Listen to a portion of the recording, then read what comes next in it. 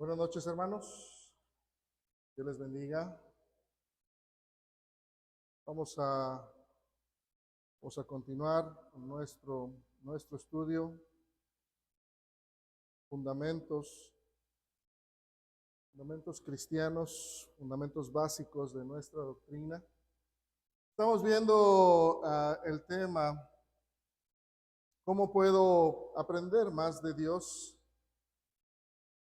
Estuvimos viendo precisamente la primera parte. Para poder aprender más de Dios, Él nos dejó su palabra, teniendo conciencia de que en ella Él está hablando a cada uno, nos está hablando para que podamos nosotros aprender su voluntad, lo que Él desea, lo que Él pide. Por eso es la Escritura. Así es que estábamos viendo o iniciamos la revelación de parte de Dios a través del Antiguo Testamento. Vamos y seguimos contestando esta pregunta: ¿cómo puedo aprender más de Dios? Y en esta ocasión, bueno, pues siguen los libros de historia. Una de las cosas que hay que considerar, y es que la gente por eso tiene esos dichos, y dice uno por ahí, o más o menos versa así: quien olvida su historia está condenado a repetirla. Entonces, es uno de los motivos también por los cuales nosotros tenemos los libros de historia, para que nos van a ir contando y constituyen en esta parte, en nuestra Biblia, la segunda división del Antiguo Testamento. Comienza precisamente desde Josué y termina hasta el libro de Esther. Estos libros de historia predominan o tienen el contenido de la historia del pueblo, el pacto que Dios hizo con su pueblo, comenzando precisamente desde el Génesis con ellos, una relación. Desde Adán se puede ver cómo Dios siempre ha querido tener una relación. Aun cuando el pueblo, la humanidad, perdió esa relación con Dios, siempre hubo alguien. Podemos ver a Enoc, podemos ver a Noé, y entonces sigue esa relación que puede tener con Dios. ¿Por qué? Porque a Dios le ha placido el darle la oportunidad. Así es que en estos libros nos van narrando precisamente ahora ya la oportunidad que Dios les da, la conquista de la tierra prometida, el establecerse como pueblo en un país donde tal vez no era suyo, pero a fin de cuentas empezó a florecer. Lamentablemente también vamos a encontrar la decadencia del pueblo de Israel, su caída. ¿Por qué?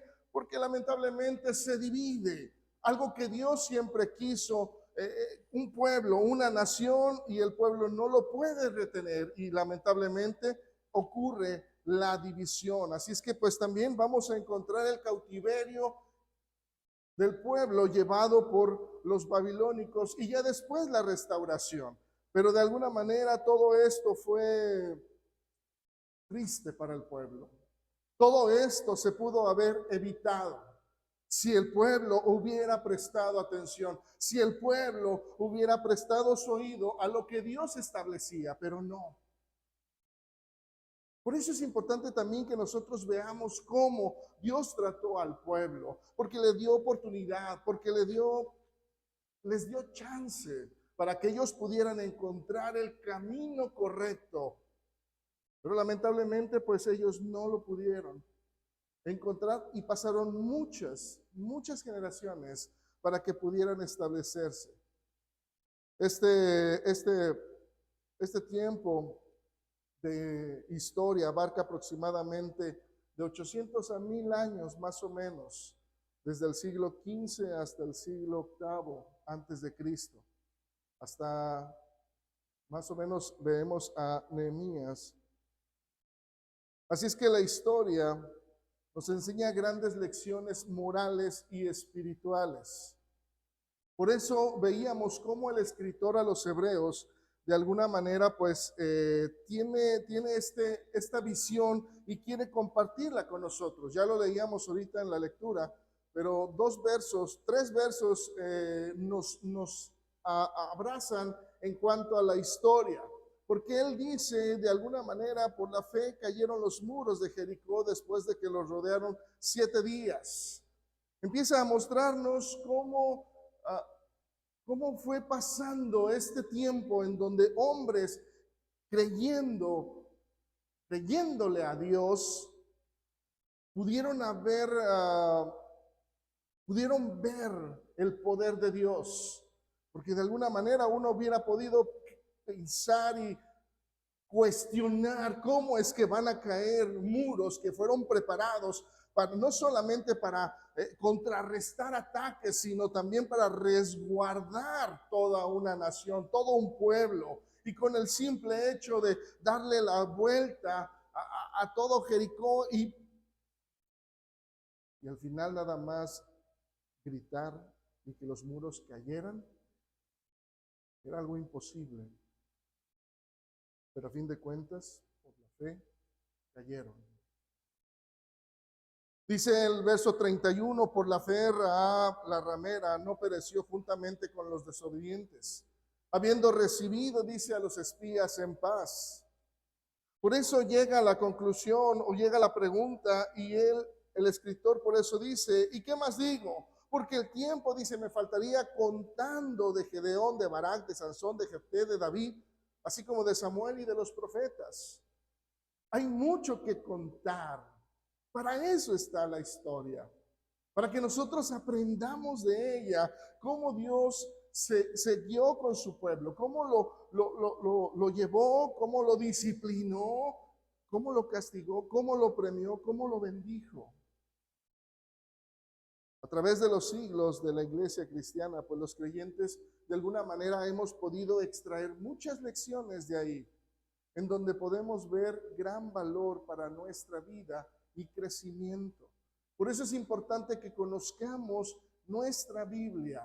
Por lo menos ahorita vamos a ir viendo en este día, vamos a ver nada más los libros históricos. Empezamos precisamente con Josué.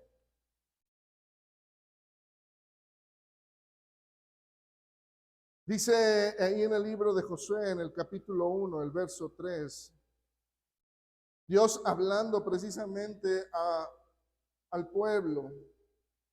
Él les decía, yo os he entregado, como lo había dicho a Moisés, todo lugar que pisare la planta de sus pies. La promesa de Dios es haberles entregado esa tierra prometida. Aun cuando fue difícil para muchos creerlo, pero así es como Dios lo había estipulado. Y por eso Moisés, como no pudo entrar, entonces quien llevaría la batuta fue Josué. El nombre de Josué pues significa Jehová es el que salva o Jehová Salvador. Es el mismo nombre que lleva Jesús en la lengua griega, Josué es en hebreo. Este libro nos habla de la conquista, la victoria que tuvieron el pueblo al creerle a Dios. Israel es visto en esta parte dependiendo de Dios, no precipitándose con impaciencia, sino de alguna manera pues llevado. ¿Por qué? Porque Israel le creyó a Dios. Sí hubo ciertas dudas, pero ya estando ahí, ellos vieron la mano de poder. Ellos entraron a la tierra prometida, cruzaron de forma milagrosa el río Jordán. Y esto nos habla precisamente de un tipo de la muerte y resurrección de Cristo como unido con su pueblo. Eso nos va hablando a cada uno de nosotros cómo se va floreciendo, cómo va saliendo, cómo nos va mostrando a Cristo en cada uno de los libros. Cada enemigo que el pueblo enfrentó tenía que ceder el paso al poder de Dios. Hubo dolorosas caídas para el pueblo de Israel debido a su falta de fe. Pero aún así, ellos pudieron tomar posesión de la tierra prometida. ese lugar que de alguna manera era apartado por Dios, un lugar celestial para el pueblo. Y de hecho tiene esa comparación con el libro, con la carta a los Efesios en el Nuevo Testamento. El apóstol Pablo también habla que nosotros llegamos, gracias a Cristo, a lugares celestiales. De eso habla el apóstol Pablo a los creyentes. Y todo esto gracias a Cristo. ¿Por qué? Porque de alguna manera nuestra bendición, dice el apóstol Pablo, está en lugares celestiales. Dice el apóstol Pablo ahí en Efesios capítulo 1, verso 3. Dice el apóstol Pablo: bendito sea el Dios y Padre de nuestro Señor Jesucristo, que nos bendijo con toda bendición espiritual en los lugares celestiales en Cristo. Y también nuestra posesión está allí en los lugares celestiales. Dice el apóstol Pablo en el capítulo número 2, verso 6. Dice: y juntamente con él nos resucitó y asimismo nos hizo sentar en los lugares celestiales con Cristo. Todo con el fin y el propósito de que podamos nosotros tomar la armadura de Dios, por medio del cual pues podemos resistir al enemigo. Pero es exactamente lo mismo que tuvo que hacer el pueblo de Dios para poder poseer ese lugar celestial. Confiar en Dios, creerle a Dios, tener esa fe que puede mover montañas, que puede derribar muros. No es algo sencillo. Y nosotros también, de una u otra manera, tenemos ese lugar celestial apartado en Cristo, pero tenemos que confiar. Y en eso incluye el combatir, tomar la armadura de Dios para poder resistir. Siguiente libro, Jueces. Tristemente, después de que vemos todo Josué, un pueblo creyéndole a Dios, aceptando a Dios, siguiendo a Dios, con palabras con las que termina Josué diciendo, pues ustedes que escogen, ¿a quién van a servir? Si a los dioses de los amorreos, a los que sirvieron vuestros padres. Pero dice Josué: yo y mi casa serviremos a Jehová. Y todo el pueblo dijo: sí, vamos a seguir a Jehová. Pero llega un momento en que lamentablemente el pueblo ya no le cree a Dios.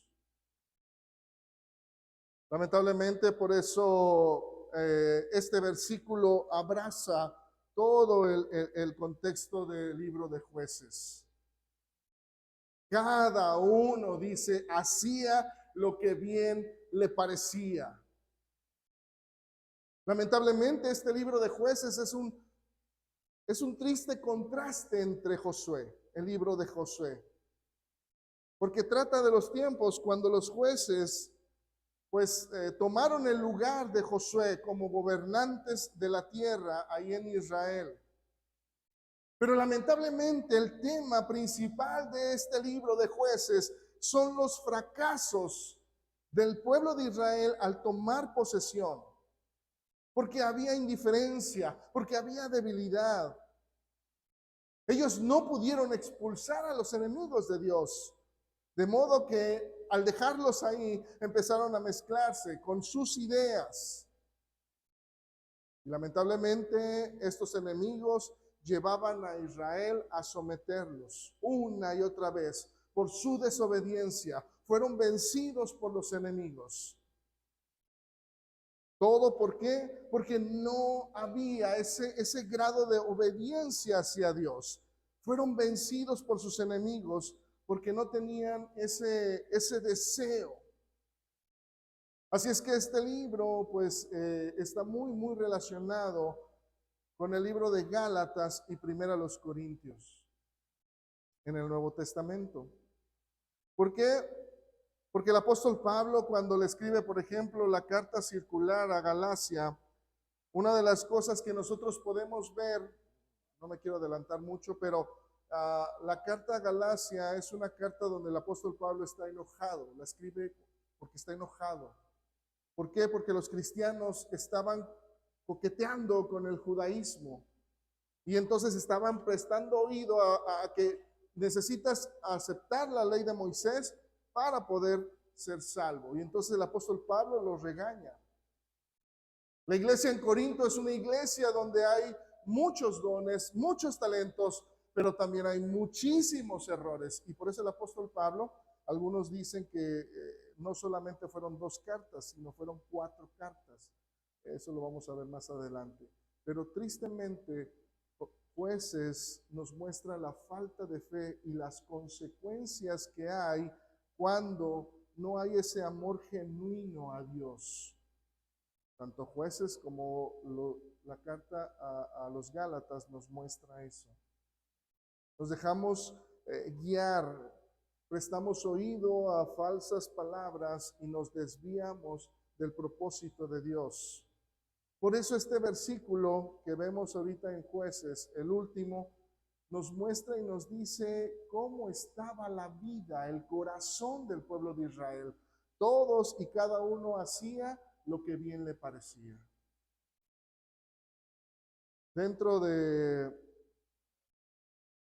los libros de historia está el libro de Ruth.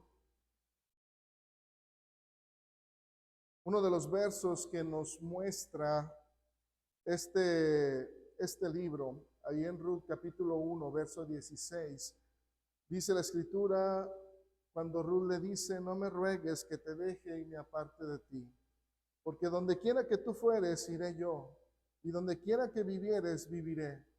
Tu pueblo será mi pueblo, y tu Dios, mi Dios. En esta historia, nosotros podemos ver, el nombre de Ruth significa compañera, y también se usa como belleza. Y cualquiera de los dos definiciones pueden ser apropiadas. Este es un libro escrito durante la época de los jueces, una época caótica, triste, pero este libro se escribe como una joya donde empieza a resplandecer precisamente la fe. En un momento oscuro en la historia del pueblo de Israel, en donde no se ve nada, resalta una pequeña lucecita. Ahí estaba así Noemí con sus hijos. Todo iba muy bien, saliendo adelante. ¿Por qué? Porque pues estaban sus hijos, estaba su esposo, todo iba muy bien. Y empieza esta historia a mostrarnos un retrato de cómo estaba la nación de Israel. Pero también nos va mostrando y nos va guiando cómo va a llegar a quedar la tierra de Israel. Fuera, desolada y sin esperanza. Porque así quedó Noemí. Por eso le dice a sus nueras, váyanse, no tengo ya nada que darles. No tengo algo con que ofrecerles, porque así estaba el pueblo, sin nada. Así es que Ruth es la que de alguna manera, aún siendo gentil, siendo una mujer moabita, que no podía entrar en la congregación de Israel hasta 10 generaciones después por ser gentil. De alguna manera, Ruth es también un tipo de los judíos cuando de alguna manera el pueblo puede llegar a Dios. En la fe de esta mujer podemos ver una fe preciosa, humilde. De modo que entonces Noemí ve el estado en el que ella se encuentra y esa esperanza que ha depositado en ese Dios que ella estaba abrazando y que no conocía, no tenía una relación directa, pero a fin de cuentas, ella lo abraza teniendo esa fe. Así es que Dios no los desampara, por eso llega voz en el que hay fortaleza para un poderoso y rico. y es un tipo de nuestro Señor Jesús. Por gracia, anima a Ruth debido a que es un pariente cercano, el cual puede redimir. Así es que ella es traída felizmente a la comunidad del pueblo de Israel por un matrimonio con él. Y Noemí también comparte el gozo y la bendición del resultado de todo esto. Por eso, de alguna manera, nosotros podemos ver cómo nuestro Dios, viendo nuestra escasez, pobreza en que nos encontrábamos, nos redimió a través de nuestro Señor Jesucristo. El primer libro de Samuel dice ahí en el capítulo 16, en el verso 7, primer libro de Samuel, capítulo 16, verso 7. Y Jehová respondió a Samuel: no mires a su parecer ni a lo grande de su estatura, dice, porque yo lo desecho. Porque Jehová no mira lo que mira el hombre, pues el hombre dice, mira lo que está frente a él, lo que sus ojos pueden percibir, pero Jehová mira el corazón. Así es que aquí es donde nosotros podemos ver Samuel siendo el primero de los profetas que fueron levantados por Dios, tristemente por el grave fracaso del sacerdocio arónico. Los sacerdotes eran puestos por sucesión, pero los profetas no. Ellos eran escogidos a través del llamado personal de Dios. Así es que el fiel cuidado de Samuel como un hombre de Dios, lamentablemente no fue apreciado por el pueblo. Así es que ellos exigieron un rey. Dios les permitió transitar este camino. Dios les permitió que entonces pudieran escoger un rey. Así es que, así como el Señor, de alguna manera, Él mostró que el hombre ve solamente lo que está frente a él. Y escogen a Saúl, quien dice que era más alto que todos y sobrepasaba de los hombros hacia arriba. El comienzo de este hombre fue bueno, pero lamentablemente decayó rápidamente en el propósito de obedecer a Dios. Así es que Dios decretó quitarle el reino. Ya en el capítulo 16, la escritura nos muestra que David es ungido por rey, por Samuel. Aunque no asume el trono porque todavía estaba Saúl. Dios le permite a Saúl ocupar por un tiempo ese trono. Así es que, conociendo que Dios se había hecho de ya un hombre conforme a su corazón, Saúl se vuelve contra David, tratando de matarlo. Y en este momento David es un tipo de Cristo, ungido como el Rey de Dios, pero sufriendo el rechazo y esperando pacientemente el tiempo de Dios hasta que Él ordene los tiempos en que deben de suceder los eventos. Este libro finaliza con la triste historia de la muerte del primer rey de Israel, la muerte de Saúl y de sus hijos. Viniendo entonces el segundo libro de Samuel.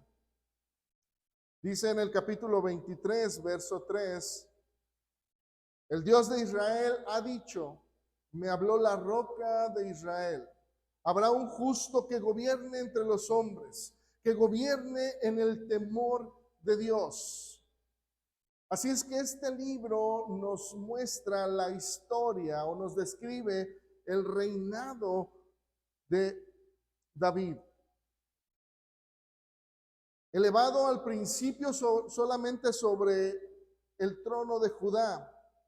Ya después él empezó a abrazar, después de 7 años, empieza ya a reinar sobre las otras tribus de Israel por 33 años más.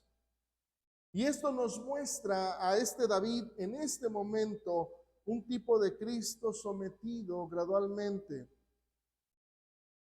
que va en ascenso entre el pueblo, entre los judíos, dando a conocer el corazón de Dios, porque así se mostró el rey David. Así fue de alguna manera mostrado el hombre conforme al corazón de Dios. Y cuando el Señor se presenta, muy pocos empezaron a conocerlo. Pero de alguna manera Él siempre mostró, diciéndole a los discípulos, por ejemplo, mi comida es que yo haga la voluntad del que me envió. Mostrando así su crecimiento gradual. Después del capítulo 11 de este libro, lamentablemente vemos un contraste triste y sorprendente del rey David, porque empieza a fracasar representando a Cristo. Y las consecuencias de esto son mostradas de manera tal que nos ayuda a nosotros a entender que si nos separamos, nos alejamos o nos soltamos de la mano de Dios, nuestra fidelidad para con Dios va a resultar en la fuerza que nosotros tengamos, pero no será para siempre. Lamentablemente, David se suelta de la mano de Dios y empieza a decaer. Tanto que también pues resulta que su hijo Absalón, con odio insensible para con su padre, llega a ser aquel que estaría en contra de su padre, tratando de usurpar su trono, quitarlo. Y llega a ser como un tipo de anticristo, con apariencia y personalidad que va en contra de lo que Dios establece. Dios, no obstante, protege a David. Absalón llega a un final humillante, pero con todo el reino en el cual estaba David dirigiendo, no volvió a tener ese mismo esplendor que tenía en los primeros días. Así es que con ello llegamos al primer libro de Reyes. Dice ahí en el capítulo 8, verso 56, bendito sea Jehová, que ha dado paz a su pueblo Israel, conforme a todo lo que él ha dicho. Ninguna palabra de todas sus promesas que expresó por Moisés su siervo ha faltado. Así es que después de la decadencia triste y lamentable del rey David, llega en este primer libro de Reyes, es introducido el reinado de Salomón sobre Israel. Un tipo del glorioso reinado de nuestro Señor, estableciendo paz, estableciendo ese gozo del Espíritu. Por eso palabras de nuestro Señor les decía, mi paz os dejo, la paz os doy, no la doy como el mundo la da. No se turbe vuestro corazón, ni tengan miedo. En el tiempo en que Salomón estuvo reinando, hubo paz. Sí, lamentablemente Salomón también fracasa en llevar a la responsabilidad de tal honor, mostrando el reinado del Cristo. Su vida personal fue decayendo. ¿Por qué? Porque hubo matrimonios que no estaban bien delante de los ojos de Dios. Algunos han comentado también que llegó a tener algunos desenfrenos. No eran dignos de un rey. Y cuando muere, el reino de Israel fue cruelmente dividido, revelándose así la decadencia del pueblo. Por eso este libro ocupa en gran parte de la historia la sucesión de los reyes que gobernaron sobre Israel, las 10 tribus que se asentó en Samaria, y los otros dos las otras 2 tribus que de alguna manera iban del linaje de David, pero que nunca volvieron a tener esa misma unidad. Llegamos al segundo libro de Reyes y dice ahí en el capítulo 17, verso 9, y los hijos de Israel, dice, hicieron secretamente cosas no rectas contra Jehová su Dios, edificando, dice, lugares altos en todas sus ciudades, desde las torres de las atalayas hasta las ciudades fortificadas. Así es que este libro continúa la historia de los 2 reinos ya separados, de la mano de uno de los profetas más poderosos que ha existido, que es el profeta Eliseo, quien sustituyó al profeta Elías como testigo de Dios. Aun cuando ambos habían sido llenos de gracia y de verdad, pero también tuvieron la ayuda de otros profetas que también dieron testimonio y sufrieron por la fidelidad. Así es que el libro de Reyes, este segundo, da especial prominencia o énfasis a los profetas, en contraste con el libro de los Crónicas, donde los sacerdotes y los levitas se hacen notar más que en estos libros. Así es que tristemente no se encuentra ningún rey en Israel, en estas 10 tribus, que tenga el deseo de alguna manera de buscar a Dios. La maldad de Israel lleva a que la tierra sea invadida por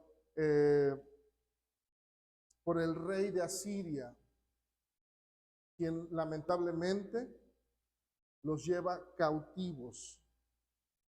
Judá de alguna manera continuó por algún tiempo, porque de alguna manera sí buscaban a Dios, trataban de hacer las cosas que Dios pedía, porque habían reinados que de alguna manera pues sobresalieron, pero lamentablemente pues no pudieron, y entonces pues también fueron llevados ya en el tiempo cuando Babilonia asciende y fueron llevados cautivos. Este libro nos muestra la amonestación que pone Dios y cómo Dios es fiel a su palabra, porque nuevamente enfatiza la equidad y la verdad, en donde Él nos muestra que hay una consecuencia de nuestras acciones, pero hay una advertencia que si nosotros somos capaces de prestar atención y de entonces enmendar nuestro camino, las consecuencias no llegan, pero si no, lamentablemente la consecuencia llegará.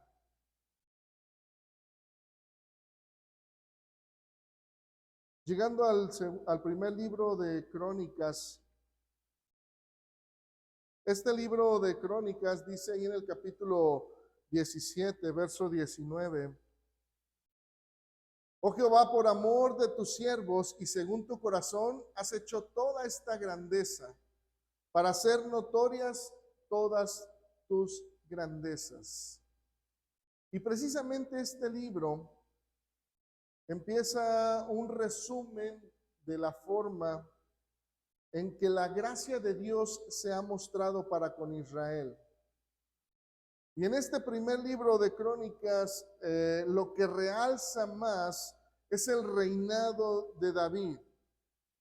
Este libro de Crónicas es como si fuera un tipo libro de Deuteronomio, en donde se repite, pero, o con la diferencia de que en este libro solamente se realza o se hace notar el reinado o las cosas buenas que hizo David, según el corazón o según ese distintivo que tenía David, el hombre conforme al corazón de Dios. Entonces, este reinado, en este libro no se encuentra, no se menciona ni siquiera el reinado de Saúl, sino la triste final en la batalla.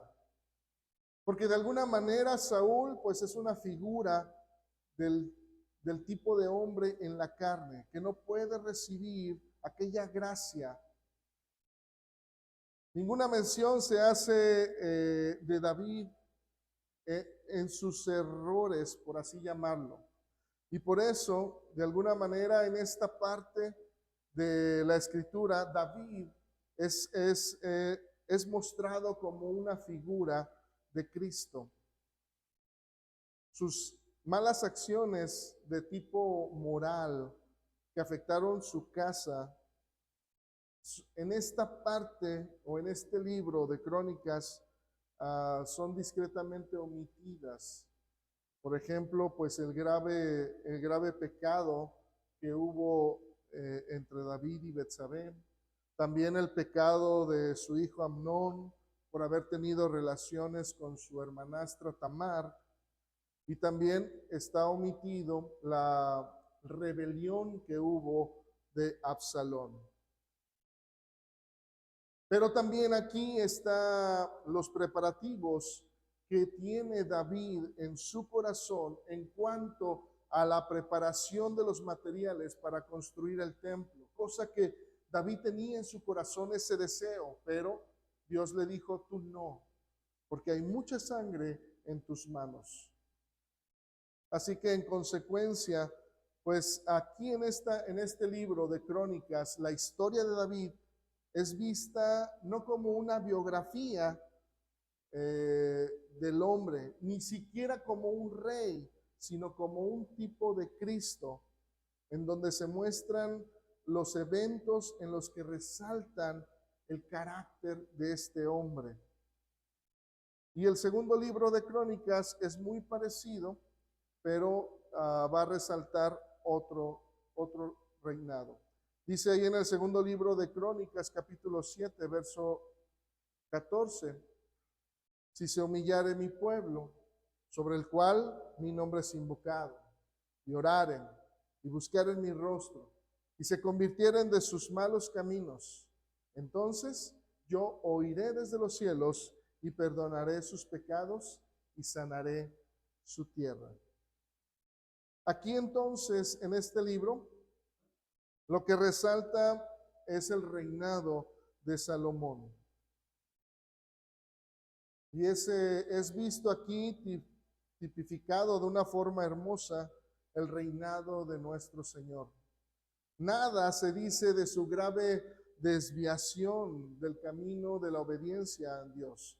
Tampoco se habla de que se haya casado con muchas esposas y de tal manera había sido mal influenciado por ellas. Esta parte nos muestra la división del reino en los días de su hijo, no en su reinado, en el reinado de Roboam. Porque de alguna manera, pues Roboam intenta volver a unir el pueblo de Israel. Cuando el pueblo fue con él y le dice, tu padre nos cargó de un yugo muy pesado. Si tú aligeras nuestro yugo, nosotros te vamos a servir. Y Roboam, escuchando a sus jóvenes amigos, no quiso, y sabemos el resto de la historia. El pueblo se divide, la nación se divide, y las 10 tribus se establecen en el norte, teniendo como centro a Samaria y su nuevo rey, que es Jeroboam, y pues Roboam nada más se queda en Judá. Esta historia nos lleva a nosotros mostrándonos precisamente esa relación que hay en cuanto al cuidado que debemos de tener para con nuestro Dios y nuestra relación. De alguna manera pueden encontrar hombres tratando de hacer las cosas bien. Por ejemplo, tenemos el rey Asa, tenemos al rey Josafat, tendremos al rey Ezequías y tenemos también al rey Josías. Hombres que trataron de alguna manera y que destacan bellamente el hecho de quien busca a Dios encuentra su bendición. Y estos hombres de alguna manera pudieron hacerlo. Entre muchos otros, ellos resaltan, y todo cuando tratas de hacer las cosas bien. Después llegamos al libro de Esdras. Dice ahí en Esdras capítulo 9, verso 9, porque siervos somos, mas en nuestra servidumbre no nos ha desamparado nuestro Dios, sino que inclinó sobre nosotros su misericordia delante de los reyes de Persia, para que se nos diese vida para levantar la casa de nuestro Dios y restaurar sus ruinas y darnos protección en Judá y en Jerusalén. El nombre de Esdras significa ayuda o Dios ayuda. Este libro que lleva el nombre de este escriba, Esdras, es un relato de la obra cómo Dios restaura el pueblo de Israel, cómo por mano del primer grupo que viene con Zorobabel y llevan a la reconstrucción del templo. Todo por la orden de un rey pagano, un rey de Persia, Ciro. En aquella época los medos y los persas habían conquistado el imperio babilónico. Así es que Ciro había decretado que todos los utensilios del templo, lo que había hurtado o había llevado Nabucodonosor, debían ser devueltos al templo. De alguna manera, pues hubo estorbos para que la edificación del templo se llevara a cabo. Pero usando Dios a profetas como a Ageo y como a Zacarías, de alguna manera, pues el templo se termina o lleva esa continuidad. Dice ahí en Esdras capítulo 6, versos 14 y 15. Dice la escritura, y los ancianos de los judíos edificaban y prosperaban conforme a la profecía del profeta Ageo y de Zacarías, hijo de Ido. Edificaron pues y terminaron por orden del Dios de Israel y por mandato de Ciro, de Darío y de Artajerjes, rey de Persia. Esta casa, dice, fue terminada el tercer día del mes de Adar, que era el 6º año del reinado del rey Darío. Y con Esdras regresa un segundo grupo de judíos, pero ellos ya estaban bajo el reinado de Artajerjes. Y siendo sacerdote de la línea de Aarón, pues fue también de alguna manera a ayudar en el servicio para la reconstrucción. Cómo establecer jueces, cómo establecer gobernadores. Y este libro pues da una reflexión y nos ayuda a nosotros a regresar a Dios. Cuando nosotros tenemos ese deseo en nuestro corazón de regresar a Dios, Dios nos abraza, no nos rechaza. Pero muchas de las veces pensamos, es que ya hice algo malo, y si voy a regresar, tal vez Dios me va a decir, no te creo, no te quiero, no te conozco. Cuando Dios nos ha mostrado que cuantas veces las personas han pecado y han regresado a Dios, Dios los perdona. Porque esa es su gracia, ese es su amor. Y el pueblo lo pudo ver, porque pudieron restablecer su reino. Llegamos al libro de Nehemías. Dice ahí en Nehemías capítulo 8, verso 10. Luego les dijo, y comed grosura y bebed vino dulce y enviad porciones a los que no tienen nada preparado, porque día santo es a nuestro Señor. No os entristezcáis, porque el gozo de Jehová es vuestra fuerza. El nombre de Nehemías significa consuelo de Jehová. Así es que este hombre escribe la historia de su relación con el remanente de la cautividad que pudo regresar a Jerusalén casi 13 años después de que Esdras había conmocionado con la noticia de que habían recibido deterioro en la ciudad. Por eso Dios le dio gracia ante los ojos de Artajerjes, rey de Persia, de quien realmente este Nehemías era copero. Así es que Dios le dio la oportunidad a Nehemías para que pudiera regresar y poder reconstruir las murallas de Jerusalén. Hombre de fe, administrador capaz, y pudo organizar a los judíos para el trabajo por mandato precisamente de Artajerjes para que pudiera regresar y entonces poder restaurar las murallas y entonces trabajar para que el pueblo de Israel que había regresado pudiera estar seguro. Nehemías ilustra el hecho de una verdadera fidelidad de Dios para con sus santos, porque Dios nos provee de lo necesario. Por eso Cristo dijo antes de irse, vayan, hagan discípulos, bauticen. Pero una de las cosas que dijo el Señor, yo estaré con vosotros todos los días hasta el fin del mundo. Pero necesitamos ser fieles para que Dios cumpla. Y llegamos al último libro, Esther. Dice ahí en Esther capítulo 9, verso 4, pues Mardoqueo era grande en la casa del rey y su fama iba por todas las provincias. Mardoqueo iba engrandeciéndose más y más. Esther significa estrella o la estrella más brillante de la noche. Este libro trata de esos destellos que pudo tener el pueblo de Israel durante su cautividad.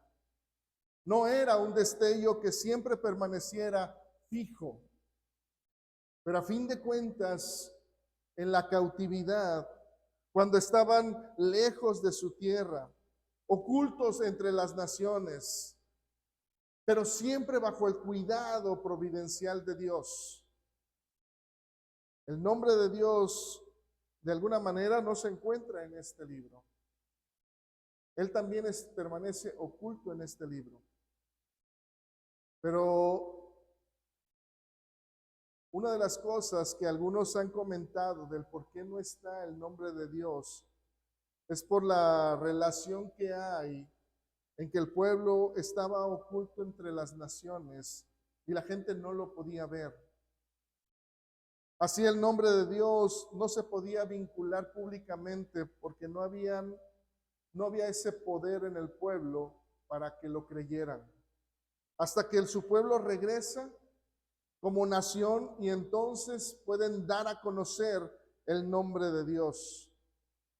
Con todo esto, dentro de la historia de esta mujer, Esther, se puede ver la hermosura de la mano de Dios protegiendo y cuidando.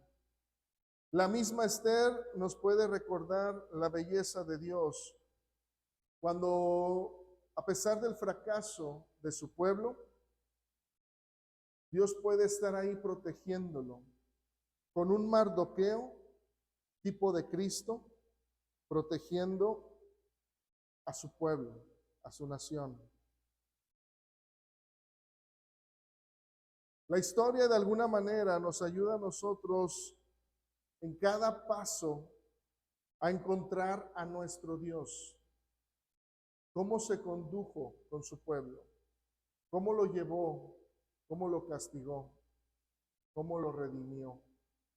Y eso nos ayuda y nos habla de la misericordia y la gracia de Dios que puede tener para con cada uno que puede regresar a Él y puede encontrar su amor y su misericordia si realmente queremos aprender de Él. Dios les bendiga. Hasta aquí le vamos a dejar. Dios les bendiga.